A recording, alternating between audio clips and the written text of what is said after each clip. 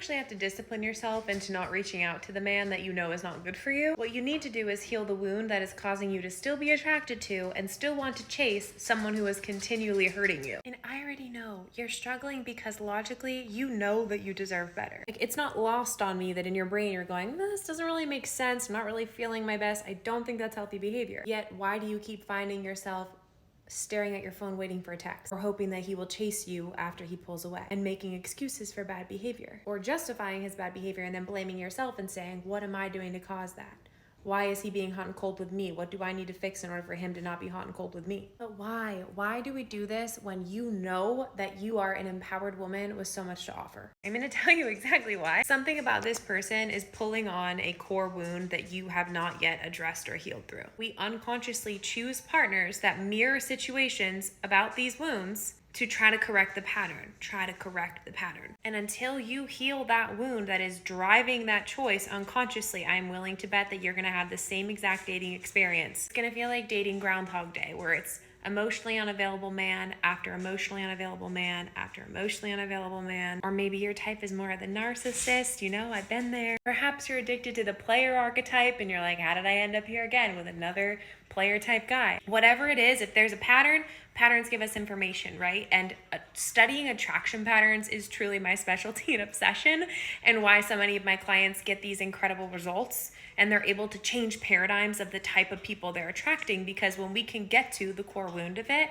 and heal and shift it, golden. Now we're going to shift who we attract. One of my clients, let's call her client R, came to me because she was leaving a narcissistically abusive relationship. And she said to me, Bree, I know this isn't good. Logically, I understand XYZ trauma, not good for me.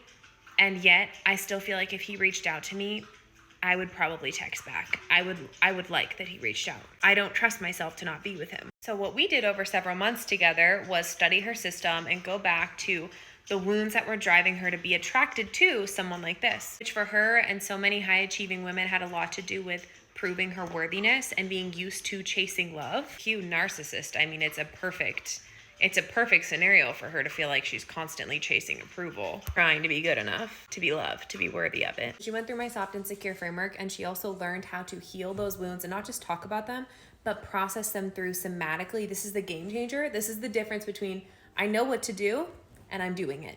Head, body. Your body is the feminine. And until you heal your relationship with your feminine energy and come alive inside your body again, you're going to have that feeling of that they're at war. It's like head versus heart all the time, or head versus body, or why can't I just let him go? I know I should. This is the healing work that needs to happen. Not only that, but we did the work for her to shift how she approached dating and relationships, so that when she did decide to date again, not only would she be so healed that men who are in their wounded or narcissistic or not emotionally available or whatever it might be would give her the ick, but she also knew how to date and relate from an empowered feminine lens that would draw in healthy, empowered masculine partners. And wouldn't you know, within just a couple months, she said to me, Bree, I can't even believe I told you that I might go back to him if he texted me, because now he gives me the ick. Now that I understand what healthy looks like, and now that I've learned to treat myself in healthy, loving ways, I can't imagine entertaining this. By the way, maybe you've heard her story in other ones. I've talked about how she's now with a healthy, secure, empowered masculine man, and he claimed her like that, and they are happy and in love. Moral of the story, you have so much agency to shift your attraction patterns in dating. You are not stuck. But if you don't know how to do this on your own, then I would recommend watch my Instagram stories, because I do free content on that all the time, or fill out an application and let's talk about working together.